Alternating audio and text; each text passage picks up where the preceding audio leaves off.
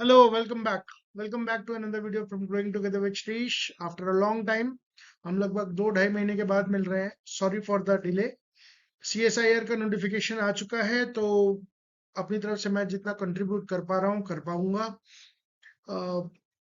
Video ना बनाने के रीजंस मैं कभी डिटेल में बताऊंगा. अभी मेरे पास समय नहीं है, आपके पास भी समय नहीं है, तो विदाउट वेस्टिंग एनी टाइम हम स्टार्ट करते हैं. आज से 10 क्वेश्चंस हैं, इंपॉर्टेंट क्वेश्चंस हैं. प्लीज ध्यान दीजिएगा, क्वेश्चंस को सॉल्व करने की कोशिश करिएगा.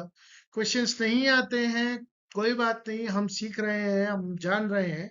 अभी हमारे पास पूरा 1 महीना है. अगर 1 महीने भी हम फोकस करके पढ़ लेंगे तो हमारा काम बन जाएगा. ठीक है, विदाउट वेस्टिंग एनी टाइम हम स्टार्ट करते हैं आज का first question. And the question in front of you guys is this. Remember, part C का क्वेश्चन है, तो इसको टाइम दीजिए, इसको रिस्पेक्ट दीजिए जो ये डिजर्व करता है. Okay okay, which of the following statements are correct? Is R correct, ये थोड़ा सा यहाँ पे इज होना चाहिए, आर करेक्ट नहीं होना चाहिए, लेकिन ठीक है, स्टार्ट करते हैं. Hydrogen bond is about 100% covalent. Van der Waals forces are weak intra-atomic interactions. The amino acid histidine is a strong acid. Untreated diabetes produces life-threatening acidosis. ठीक है, 2 मिनट का टाइम लेंगे, 1 मिनट का टाइम लेंगे, बताएंगे इसका आंसर, पॉज करेंगे video, question solve करने की कोशिश करेंगे, and then will move forward. Okay,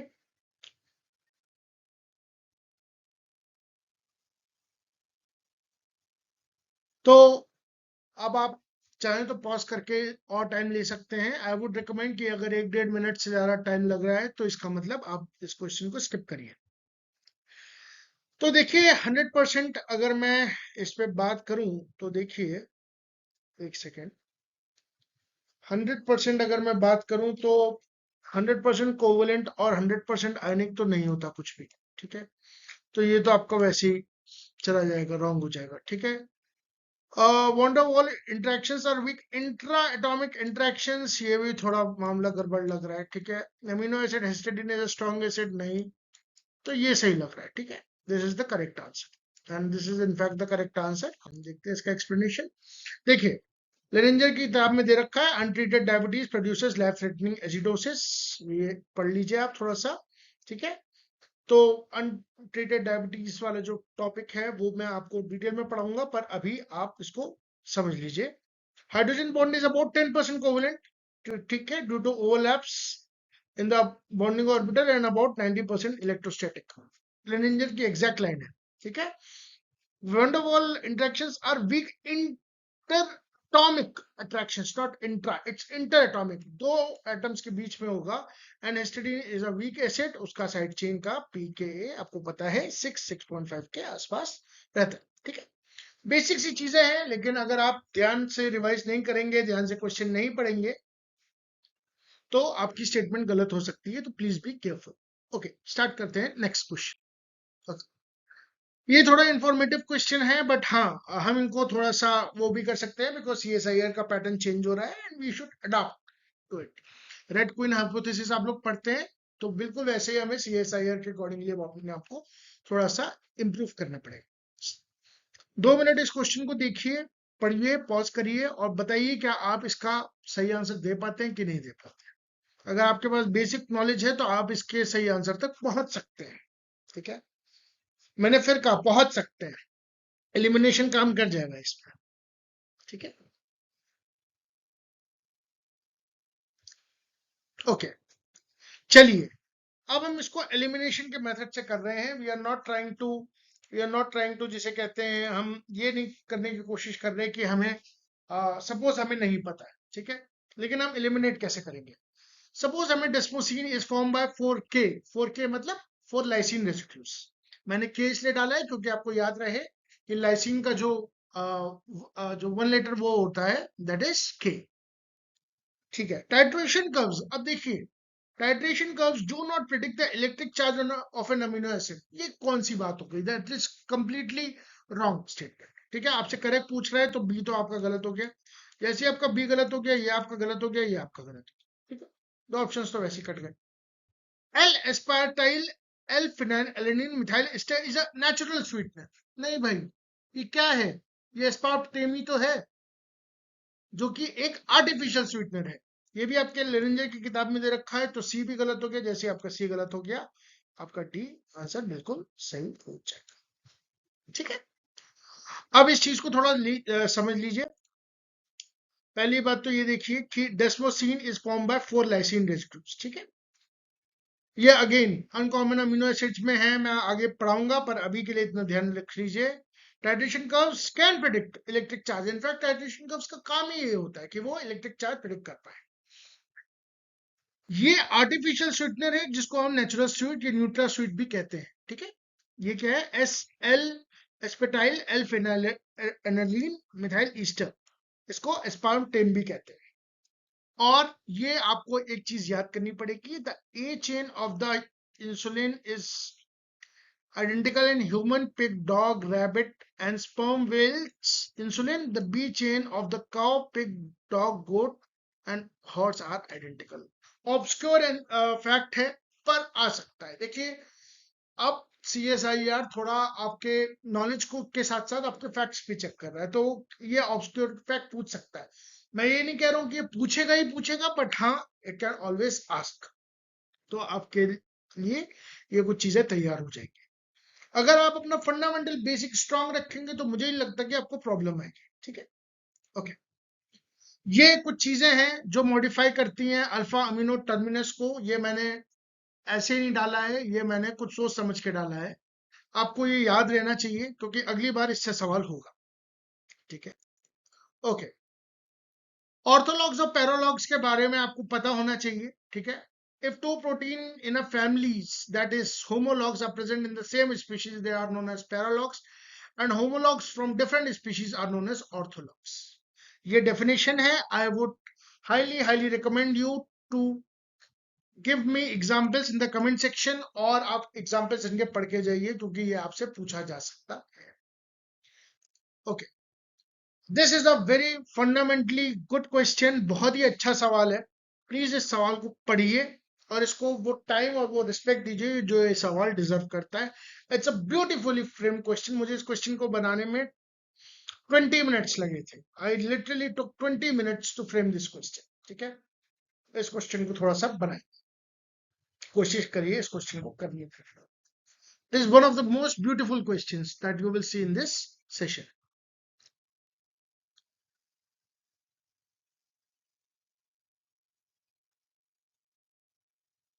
इसको पढ़िए, मैं 1 मिनट का टाइमर लगाता हूँ। 1 मिनट क्वेश्चन पढ़िए, समझिए।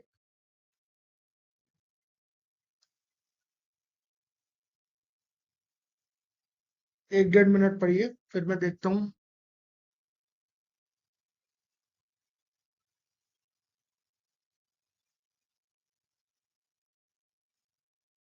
इस क्वेश्चन को पढ़ने में ही आपको टाइम लगेगा।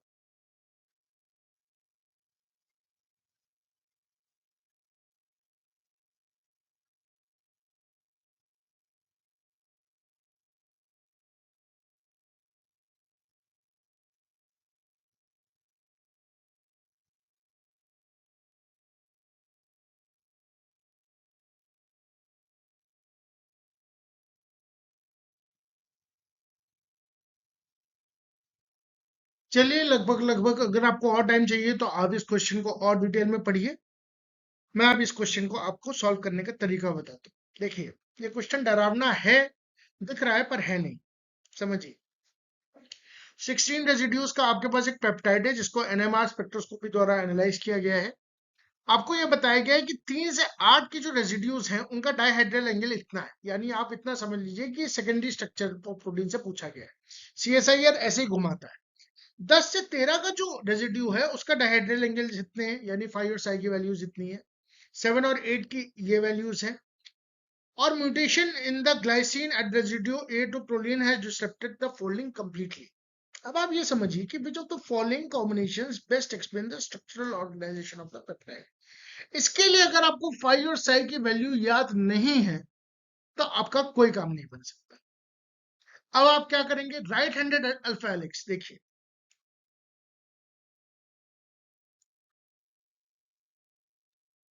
ये होता है, that is left handed alpha and that is right handed alpha. इतना तो याद होगा। अब देखिए, दोनों वैल्यूज नेगेटिव हैं तो राइट हैंडेड अल्फा हेलिक्स होगा, ठीक है। तो डी नहीं हो सकता आपका और बी नहीं हो सकता, ओके। एक वैल्यू नेगेटिव है, एक वैल्यू पॉजिटिव है, तो होगा तो ये बीटा शीट, ठीक है। अब ये देखना है कि पैरेलल होगा कि एंटी पैरेलल होगा, ये आपको याद रखना पड़ेगा। अब ये आपको याद रखना पड़ेगा कि एंटी पैरेलल होगा ना कि पैरेलल होगा, ठीक है। और जो 7-8 टर्न बनाएगा वो टाइप 1 बीटा टर्न बनाएगा, इसलिए इसका ऑप्शन सी होगा। यानी अगर आपको इतना पता है कि राइट हैंडेड अल्फा हेलिक्स है, तो कम से कम आप बी और डी ऑप्शन यानी दो ऑप्शंस तो एलिमिनेट कर सकते हैं। अब जरा इसके एक्सप्लेनेशन की तरफ जाते हैं। देखिए, एंटी पैरेलल में जो फाई और साई के एंगल्स होते हैं, ये देखिए, वो ज्यादा बड़े होते हैं। या फाई का एंगल -139 और साई का एंगल +135 है। पैरेलल में एंगल्स थोड़े से छोटे होते हैं, रिलेटिवली आपको थोड़ा सा 20 डिग्री का फर्क मिलेगा। और देखिए कि टाइप 1 बीटा टर्न में आपको ये और ये सारी आपको जो वैल्यूज हैं, इनका अप्रोक्सीमेट आपको अगर पता है, तभी आप ये क्वेश्चंस कर पाएंगे, ठीक है। तो मैंने सारी वैल्यूज को इंपॉर्टेंट मार्क कर दिया है, तो आपको ये समझ में आना चाहिए। This is quite important.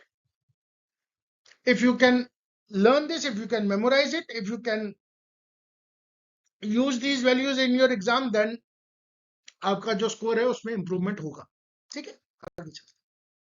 तो दूसरा एक इंफॉर्मेशन है कि टाइप 1 जो टर्न्स होते हैं, that are frequently that occurs as twice as frequently as type 2, और टाइप 2 बीटा टर्न्स में ज्यादातर ग्लाइसिन होता है एज अ थर्ड रेसिड्यू। ये भी आप बात याद रखेंगे, ठीक है, ओके। आगे चलते हैं। ये अगेन एक बहुत ही सिंपल सा क्वेश्चन है, मैंने इसलिए डाल दिया है क्योंकि आपको पता होना चाहिए कि अल्फा हेलिक्स का स्ट्रक्चर और उसके फंक्शन, स्ट्रक्चर वर्सेस फंक्शन का काम है, क्या क्या चीजें हैं, कौन कौन सी चीजें हैं, that you should know. And I think अगर आपको ये सवाल नहीं आता है तो आप अपनी प्रिपरेशन को थोड़ा सा और रिवाइज करिए और रिविजिट करिए, ठीक है। तो ये सिंपल टेबल बेस्ड क्वेश्चन है कि अल्फा हेलिक्स जो कि क्रॉस लिंक्ड होता है डाइसल्फाइड बॉन्ड्स के थ्रू, ये अल्फा केराटिन ऑफ हेयर्स में पाया जाता है, टफ होता है, इंसोल्यूबल होता है, ठीक है। इसका आंसर ए होगा। और फिर बीटा कंफर्मेशन में सॉफ्ट फ्लेक्सिबल फिलामेंट्स आते हैं, सिर्फ फाइब्रिन आते हैं। कोलेजन ट्रिपल हेलिक्स आता है, high tensile strength without stretch, and collagen of tendons and bone matrix, ठीक है। ये कुछ चीजें जो आपको पता होनी चाहिए, प्लीज इनको याद रखिए, इनको समझ के रखिए, because they can help you in the exam, okay. आगे ये क्वेश्चन अगेन एक बहुत अच्छा क्वेश्चन है, इस क्वेश्चन को जरा पढ़िए, समझिए। आपसे क्या हो गया है, पहले पढ़िए इस क्वेश्चन को, साथ में पढ़ते हैं, ठीक है। थोड़ा सा ट्रिकी क्वेश्चन है, लेकिन अगर आप लोगों का कंसेप्ट क्लियर है तो हो जाएगा। A newly discovered eukaryotic regulatory protein remain unfolded during the purification event at physiological salt concentration and neutral pH. Sequence analysis revealed. क्या है unfolded event during the purification event during the physiological pH and concentration, ठीक है, okay. Very low abundance of, एक second, very low abundance of valine, leucine and isoleucine and phenylalanine, high frequency of lysine, arginine and glutamate, and multiple proline residues distributed throughout the sequence. Despite lacking the stable tertiary structure, the protein efficiently interacted with several signaling partners through induced folding upon binding. Which of the following best describes the structural behavior of this protein? बहुत important question है, structural biochemistry से है, please इसको समझिए, ठीक है। देखिए, सबसे पहले स्टेटमेंट दे रखा है, द चार्ज रेजिड्यूज द पहली बात तो यही दे रखा है कि हाई फ्रीक्वेंसी चलिए, promotes the formation of tightly packed hydrophobic core। नहीं, हाइड्रोफोबिक कोर तो चार्ज रेजिड्यूज से इसका कोई मतलब नहीं है, तो ए स्टेटमेंट आपका गलत हो गया। High proline content stabilises alpha helix, नहीं, ये भी गलत हो गया आपका। एंड अब सी पे आते हैं, lack of hydrophobic residues prevent stable core formation, ठीक है, ये बात मानी जा सकती है। While proline residues disrupt regular secondary structures promoting intrinsic disorder. ठीक है, इसे हम अभी के लिए थोड़ा सा सही मानते हैं। उसके बाद देखते हैं intrinsically disorder proteins are unstable misfolded proteins that rapidly aggregate due to exposure of hydrophobic amino acids. नहीं, पहली बात तो ये मिसफोल्डेड नहीं होती, दूसरी बात they don't rapidly aggregate due to exposure of hydrophobic amino acids. तो ये स्टेटमेंट भी गलत है, सी स्टेटमेंट सही। अब इसका लॉजिक समझ लेते हैं। देखिए, इसके लिए आपको इंट्रिंसिकली डिसऑर्डर प्रोटीन के बारे में समझना पड़ेगा। ठीक है, देखिए, intrinsically disordered proteins have the properties that are distinct from the classical structure proteins. They lack a hydrophobic core and instead are characterized by high densities of charged amino acid residues such as lysine, arginine, and glutamate. Proline residues are prominent as they tend to disrupt the ordered structure. इसका मतलब क्या है? देखिए, जो IDRs हैं या IDPs हैं, इनमें एक तो हाइड्रोफोबिक कोर नहीं होता, ठीक है। दूसरी बात, they are characterised by high densities of charged amino acids. Charged amino acids का मतलब बोथ पॉजिटिव और नेगेटिव, ठीक है। प्रोलीन रेजिड्यूज आर प्रोमिनेंट, यानी आईडीआर्स में प्रोलीन रेजिड्यूज प्रोमिनेंट होंगे जो डिस्टर्ब करेंगे आपके स्ट्रक्चर्स, ठीक है। यही आपको आगे भी दे रखी लाइन, ठीक है। तो ये आपका क्वेश्चन, वो जो छोटा सा मैंने सेगमेंट दे रखा है वो आपके उसके लिए पढ़ने के लिए दे रखा है। पॉज करिए, पीछे जाइए और देखिए उससे, ठीक है। नेक्स्ट क्वेश्चन पे आते हैं। Consider the following statements regarding the HSP70 mediated protein folding। HSP70, HSP70 क्या है? शेप्रॉन है। शेप्रॉन क्या करता है? प्रोटीन फोल्डिंग में हेल्प करता है, ठीक है। HSP70 binds unfolded proteins with high affinity in the ATP bound state। यही स्टेटमेंट गलत हो गई, ठीक है।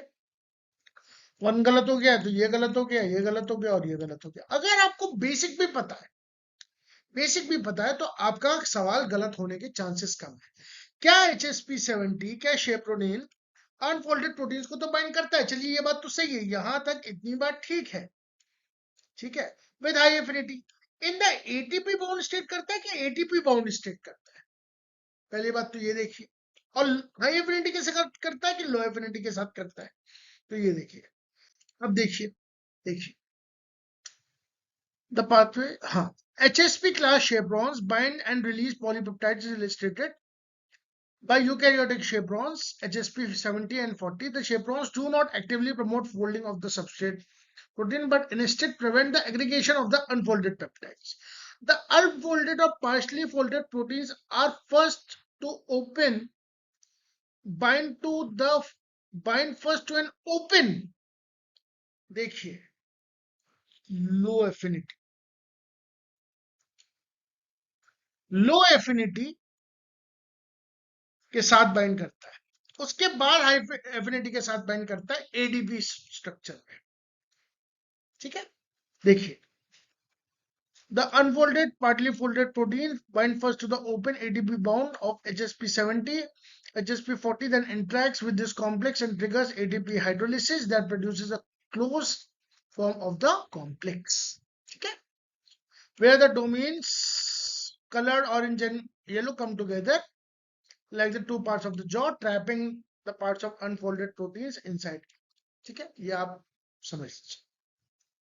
तो जब बाइंड करेगा तो HSP70 ATP के साथ बाइंड करेगा और ये लो एफिनिटी होगी। That should be the first point that you should remember. मैं फिर से बोल रहा हूं, मैं फिर से बोल रहा हूं, मैं फिर से बोल रहा हूं, जब HSP70 शेप्रोनिन ATP के साथ बाइंड होगा तो वो लो एफिनिटी के साथ बाइंड होगा। ATP की हाइड्रोलिसिस होगी, ATP की हाइड्रोलिसिस हुई, ATP ADP में चेंज हुआ, एनर्जी खर्च हुई, आपका ये हाई एफिनिटी के साथ क्लोज स्ट्रक्चर बन गया। फिर से बता देता हूं, किसी को कंफ्यूजन नहीं होना चाहिए। एटीपी जब ओपन स्टेट में बाइंड करेगा तो लो एफिनिटी के साथ बाइंड करेगा HSP एटीपी के साथ, इट्स एटीपी। खुद सोच के देखिए ना, एनर्जी ड्रिवन प्रोसेस है। अब एटीपी का एडीपी में जब हाइड्रोलिसिस होगा तभी तो जो है एनर्जी रिलीज होगी, और वही एनर्जी जो है इसको क्लोजिंग में हेल्प करेगी। लॉजिक लगाइए बस, ठीक है ना। तो मेरे ख्याल से ये बात आपको समझ में आती है, ठीक है। तो इसको समझिए कि इस तरह से आपका फोल्डिंग, ये यहाँ पे भी एक इंपॉर्टेंट चीज है जो लोग अक्सर मिस कर देते हैं कि the chaperones do not actively promote the folding of the substrate protein but instead prevent the aggregation of the unfolded। ये बहुत इंपॉर्टेंट लाइन है, ठीक है। एग्जामिनर पूछ सकता है घुमाकर, थोड़ा सा ट्विस्ट करेगा इस चीज को और वो पूछ लेगा, तो इसको याद रखेंगे, ठीक है। Let's move to the next question. हाँ, तो इसका आंसर वही है कि एटीपी बॉन्ड स्ट्रक्चर में ओपन स्टेट होता है, लो एफिनिटी क्लोज स्टेट होता है एडीपी बॉन्ड स्ट्रक्चर में। स्टेटमेंट 1 रॉन्ग, जैसी 1 रॉन्ग हो गई बाकी के statement wrong. Okay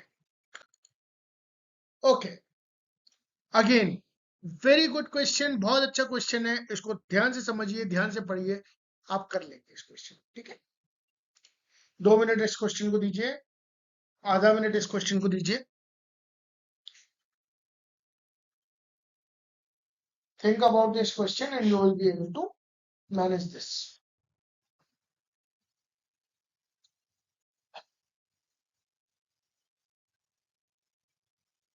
Okay, let's see. अब म्यूटेंट हीमोग्लोबिन की बात हो रही है, ठीक है। A mutant haemoglobin called HbS becomes insoluble when deoxygenated whereas normal hemoglobin remains soluble। पहली बात तो आपको यही याद रखना है, ये स्टेटमेंट डायरेक्ट का डायरेक्ट आ सकता है आपका CSR याद में, गेट में, DBT में, कि जो म्यूटेंट हीमोग्लोबिन होता है HbS वो इनसॉल्युबल होता है जब डीऑक्सीजनेटेड स्टेट होता है।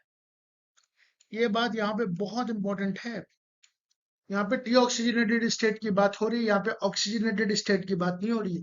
यानी ऑक्सीजनेटेड स्टेट में हीमोग्लोबिन ए जो नॉर्मल हीमोग्लोबिन है और सिकल सेल शेप वाला जो हीमोग्लोबिन है HbS, वो दोनों एग्जैक्टली नहीं लेकिन सिमिलर वे में बिहेव करते हैं। इट्स द डीऑक्सीजनेटेड स्टेट जब जो है HbS इनसॉल्युबल हो जाता है। That is the first thing I want you to understand, grasp and remember till your exam, ठीक है।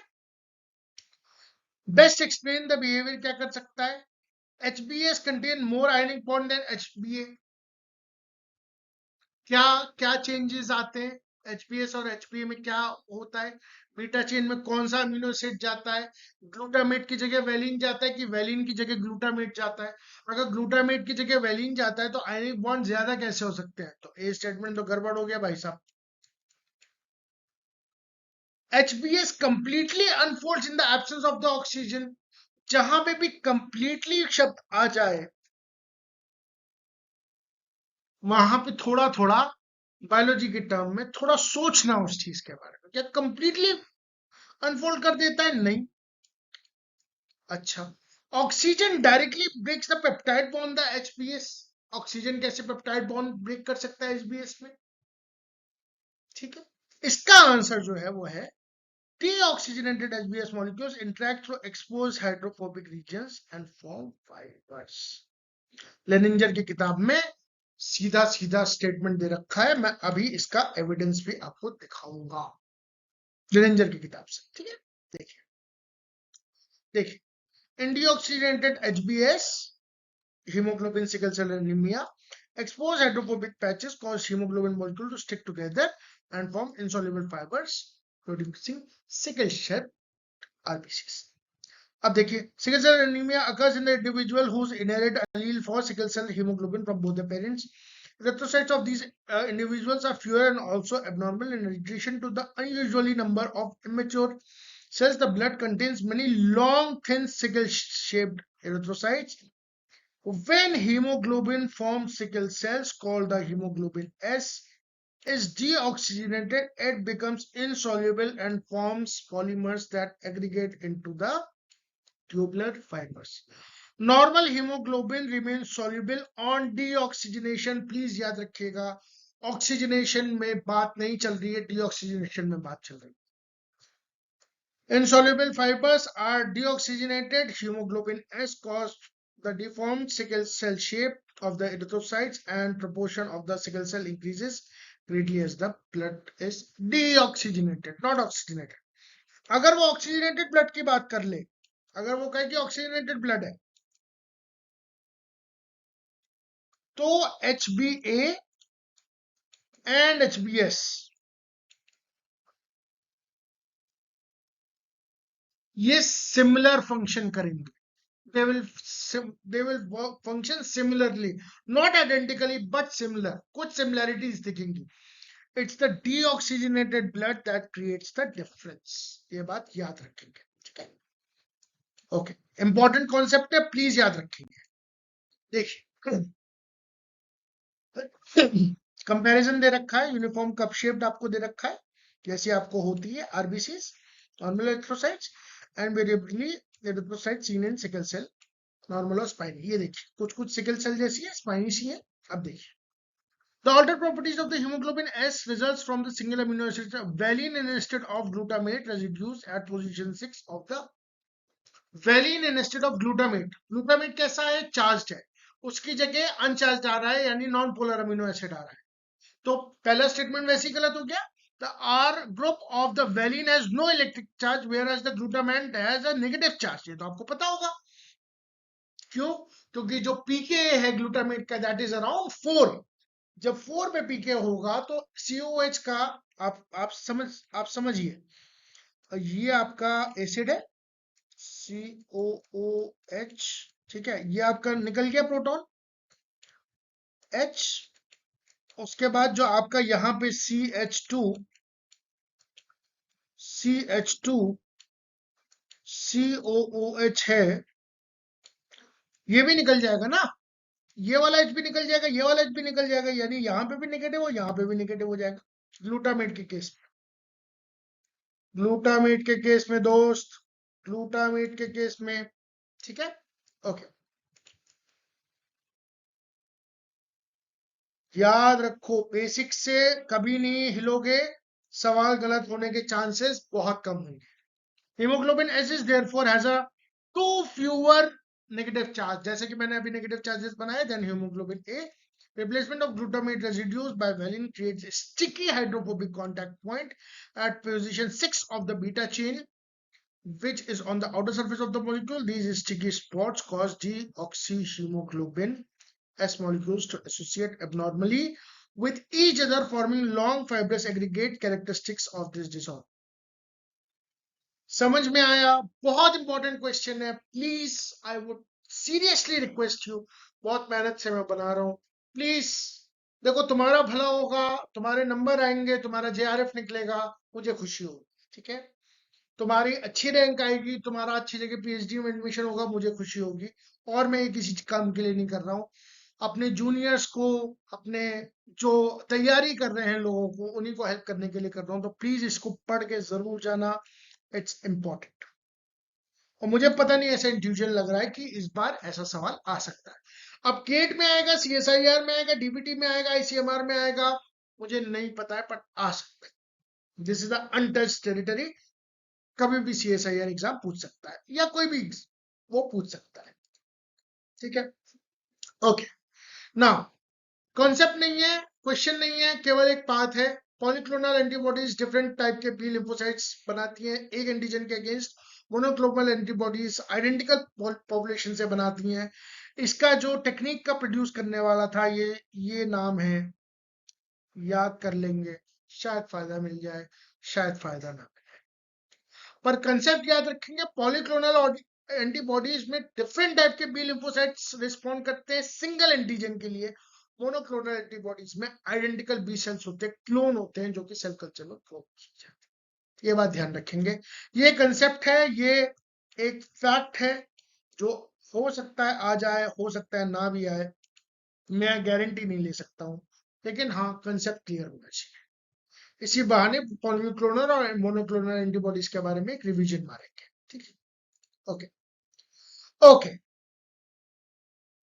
क्वेश्चन खुद देखिए, बहुत प्यारा क्वेश्चन है, बहुत अच्छा क्वेश्चन है। It's the 8th question. हम 2 सवाल और करेंगे और उसके बाद हम आपसे इजाजत लेंगे आज के लिए। A researcher performed a Western blotting using the same primary and secondary antibodies on two identical membranes. ठीक है, एक उसने मेम्ब्रेन ए ली, एक उसने मेम्ब्रेन बी ली। उसने प्राइमरी एंटीबॉडी डाली, उसने सेकेंडरी एंटीबॉडी डाली। Same same primary same secondary का मतलब जो प्राइमरी यहां डाली वही प्राइमरी यहां डाली, जो सेकेंडरी यहां डाली वही सेकेंडरी यही डाली। समझा रहा हूं। One membrane was treated with blocking solution before the antibody incubation, whereas the other was not. Suppose A को हमने ब्लॉक किया, बी को हमने ब्लॉक नहीं किया।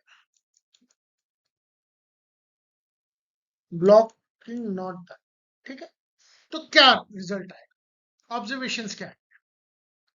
The blocked membrane will show no protein bands. The unblocked membrane will show high background signal due to non-specific antibody binding. The blocked membrane will prevent the binding of the primary antibody to the target protein. The unblocked membrane will show sharper and more specific bands. आप जब आगे western blot करोगे, जब आप protein biology पढ़ोगे, जब आप molecular biology पढ़ोगे, आप वेस्टर्न ब्लॉट जरूर करोगे। तब आपके लिए ये इंटरव्यू के लिए भी बहुत अच्छा क्वेश्चन है, और इसके लिए तो CSIR के लिए तो है ही है। इसमें क्या है कि block membrane will not show any proteins, ये तो कोरी बकवास है, इसमें तो ध्यान ही नहीं देगा। Blocking is one of the most essential steps in western blotting. अगर आपने वेस्टर्न ब्लॉटिंग ठीक से पढ़ी है, इसका मतलब क्या है? दो चीजें हैं। पहली बात तो वेस्टर्न ब्लॉटिंग फिर से रिवाइज करनी है। अब ये नहीं पूछेगा कि वेस्टर्न ब्लॉटिंग जो है प्रोटीन आइडेंटिफिकेशन के लिए काम आता है। वो आज से 5-10 साल पहले पूछा जाता था कि टेक्निक्स मैच कर दीजिए कि वेस्टर्न ब्लॉटिंग प्रोटीन आइडेंटिफिकेशन के काम आता है कि नहीं आता। नदर्न ब्लॉटिंग जो है आरएनए के काम आता है, आरएनए आइडेंटिफिकेशन के क्वांटिफिकेशन के काम आता है। सदर्न जो है वो डीएनए के आता है। ठीक है, अब ये नहीं पूछने वाला। अगर पूछेगा तो पूछ सकता है, मैं ये मना नहीं कर रहा हूं, लेकिन अब इतने आसान सवाल नहीं पूछने वाला। CSIR का लेवल अब इंक्रीज हो रहा है। ठीक है, block membrane will prevent the binding of primary and the secondary. भाई फिर मतलब ही क्या है? अगर तुम्हारी ब्लॉक मेम्ब्रेन ने बाइंड ही कर दिया और प्रिवेंट ही कर दिया, तो तुम्हारा कोई भी टेस्ट हो ही नहीं पाएगा, ना एलाइजा हो पाएगा, ना वेस्टर्न ब्लॉटिंग हो पाएगा, क्योंकि अल्टीमेटली दोनों का जो प्रोसीजर है वो तो सिमिलर ही लाइंस पे है। Unblocked membrane will show high background signal due to non-specific antibody binding. याद करेंगे और समझेंगे। मैं समझाता हूं with the help of a figure. देखिए, विदाउट ब्लॉकिंग, अगर ब्लॉक सोच के देखो, science is all about thinking. अगर तुम सोच पा रहे हो, अगर तुम समझ पा रहे हो, तो तुम एक बेहतर साइंटिस्ट बनोगे। अगर नहीं सोच पा रहे हो, नहीं समझ पा रहे हो, तो बेहतर साइंटिस्ट नहीं बनो।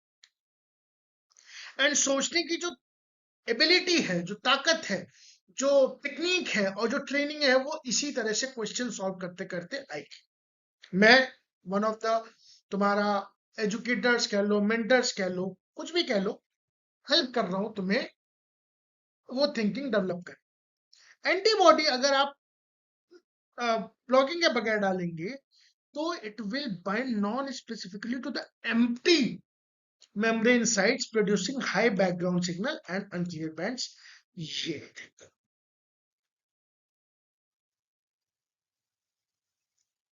ब्लॉकिंग, विदाउट ब्लॉकिंग है विद ब्लॉकिंग। अब देखो, जब तुम रिसर्च पेपर्स पढ़ोगे तो तुम्हें अक्सर ऐसे बैंड्स बहुत ज्यादा मिलेंगे और ऐसे बैंड्स कम मिलेंगे, क्योंकि देखो हम थ्योरेटिकली जो बात कर रहे हैं ये तो थ्योरेटिकल है।